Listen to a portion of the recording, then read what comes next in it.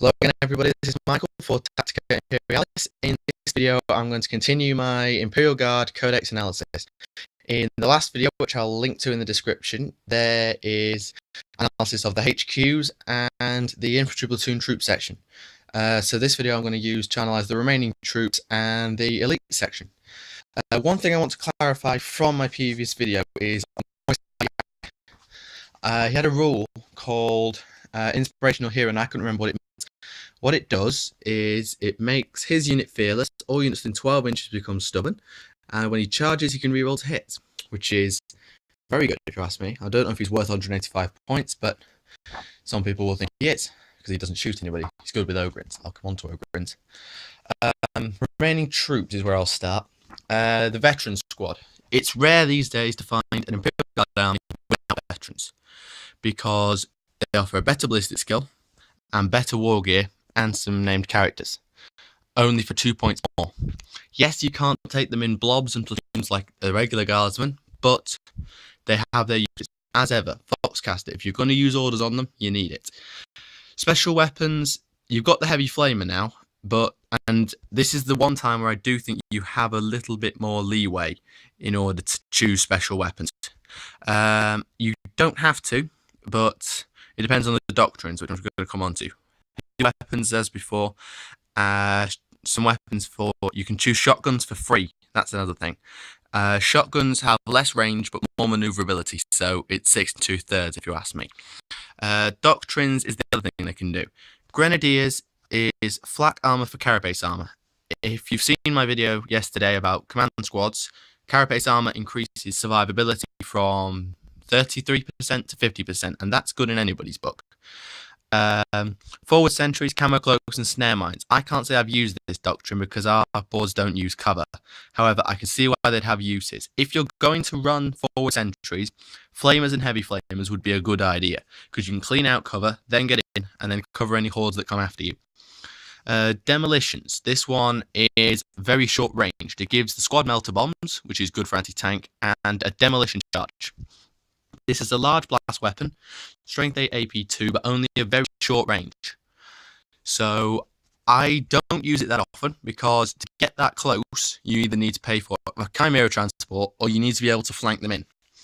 One way to do that would be through Castellan Creed, but that's another 90 points on your command squad, so I don't know if it's the best thing. However, when you come to the characters, I think Demolitions has a place. That comes with Gunnery Sergeant Harker. He's an upgrade to the Sergeant. You may not take Grenadiers. I always choose Grenadiers if I can. So if you can't take it, probably the best bet is Demolitions with him, and I'll tell you why. He has Feel No Pain, which is very good. Only 1 wound though. He's Weapon Skill 4, which is better than your Sergeants. Otherwise, pretty average. Oh, he's Strength 4 as well, so he has a chance. Excuse me, in melee. One thing that makes him different is his weapon. Harker has a heavy bolter. Combine this with Relentless means he can fire it on the move. A heavy bolter is the weapons you often find on heavy weapon teams. So for a man to carry this weapon is pretty incredible, and this gives him a lot of maneuverability and the squad a lot of firepower. The one thing you cannot do, though, if you're going to take Harker effectively, is run heavy weapons. Otherwise, you negate Relentless, because it only applies to him, not his squad. His squad does get move through cover, infiltrate, and something else, so they will have the ability to outflank, and that's where Demolitions is good. If you're taking Demolitions with this, you can come on the flank, and boom. That suddenly allows you a lot of movement and a good chance to kill a tank, especially if you add melter guns in, like I recommend you do if you take Demolition, so you can make a dedicated anti-tank team. The other sergeant is Baston.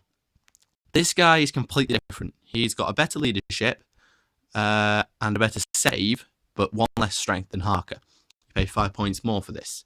He has Carapace Armor as standard, Hotshot Las Pistol, so AP3, Power Sword, which is good for ignoring armor in melee.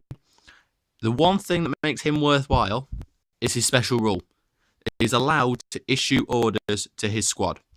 Just the one at the end of the order system, and this is brilliant, because if you strand this squad a long way away from anything, you can still use them. So I thoroughly recommend, if you're going to run Baston, take a heavy weapon team, preferably a las cannon. use the order, bring it down. I'll analyze orders in another video, I think. And then it becomes a lot better at killing tanks. So that's veterans. The other troop I have is the Penal Legion. These guys are 3 points more expensive per model than Guardsmen. And for that, you get +1 leadership. You also get a close combat weapon as standard, lasgun, flak armor, pretty much simple. Stubborn is nice because you don't take negative leadership modifiers, which is nice. Scout gives you a forward move at the start of the game or outflank, depending. And Desperados, this is a table that you roll on, just hang on a minute, at the start of the game. And this gives you a random bonus. Where are they? Penal. Here we go. The first roll, if you roll a d6 and you get a 1 or a 2, your las guns become Assault 2. This means that it can fire more shots at a longer range. That's all. And gives you the ability to assault. I don't like that one, but it has its uses. Psychopaths, this is good. Counter-attack is +1 attack when you pass the leadership test whilst being charged. Fleet, you can reroll your charges, and Furious Charge +1 strength on the charge. That's a good combination to have.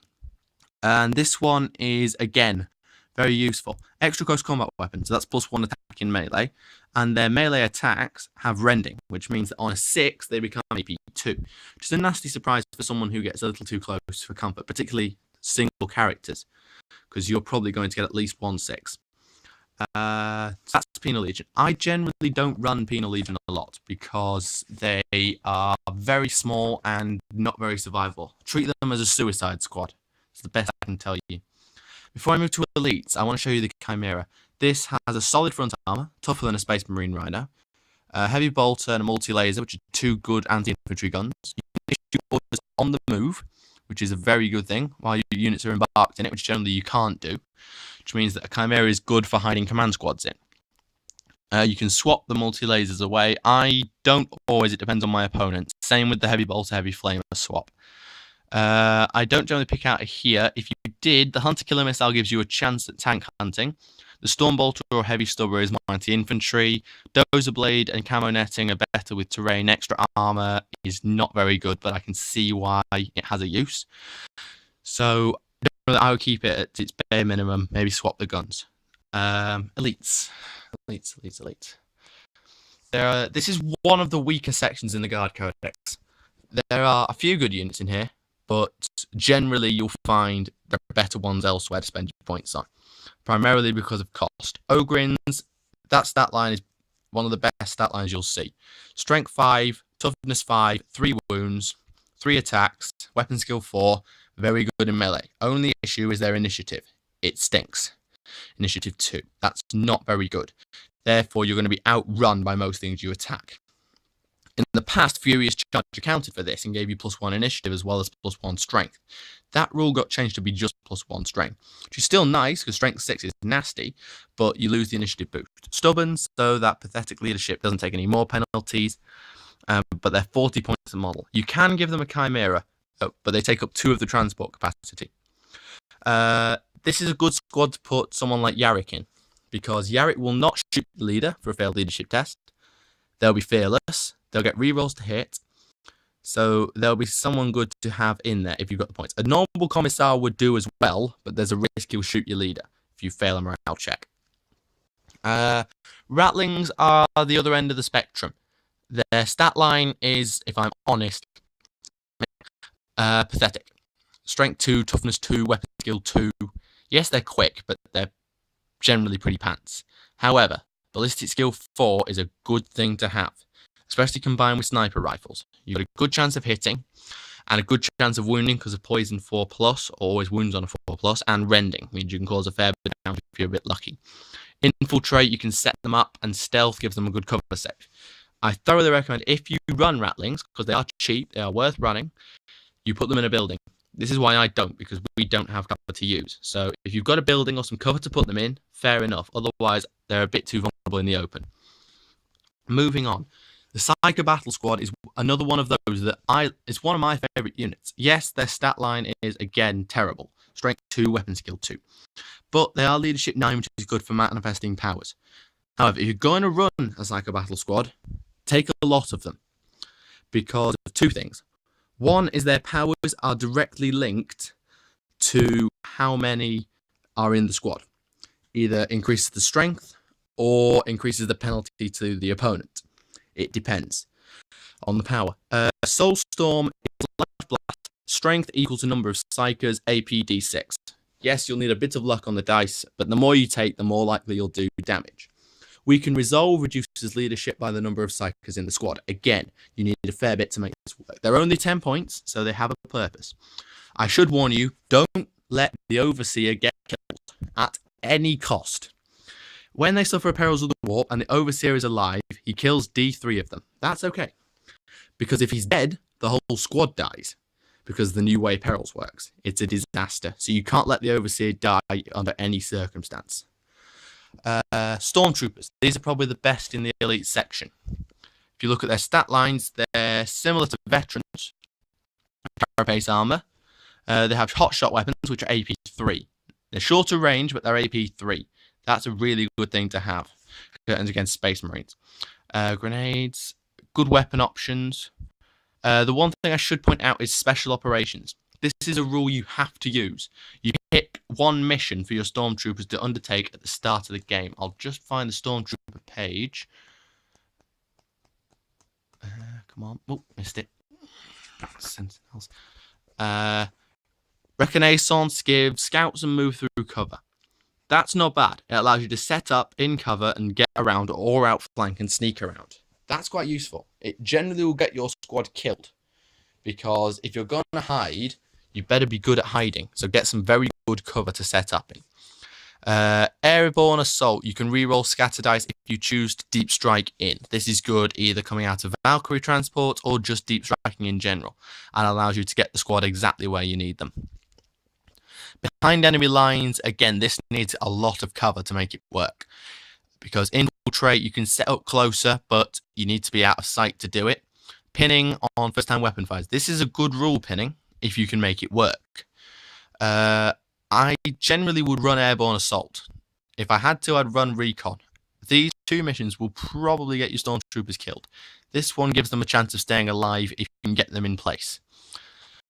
That's about it on Stormtroopers. The last elite's choice you have is Guardsman Marbo. He's a parody on Rambo, actually. That's a strong stat line, a lot of attacks, good initiative, strength and ballistics in combat, 2 wounds, admittedly pants armor. But one thing I should quickly point out, you cannot issue him orders. He's a loner.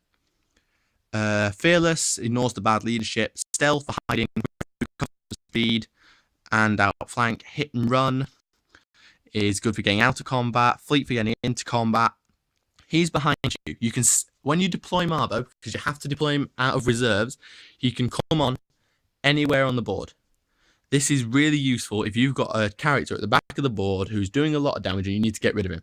Put him at the back with his AP2 pistol, wounds on a 2+, wounds on a 4+, and bang, you can pop rid of that character. You can't assault, so hopefully you can get him in cover to stay alive, or at least be a bullet magnet for a while, and then charge in if you're still alive with all those attacks at poison 2+.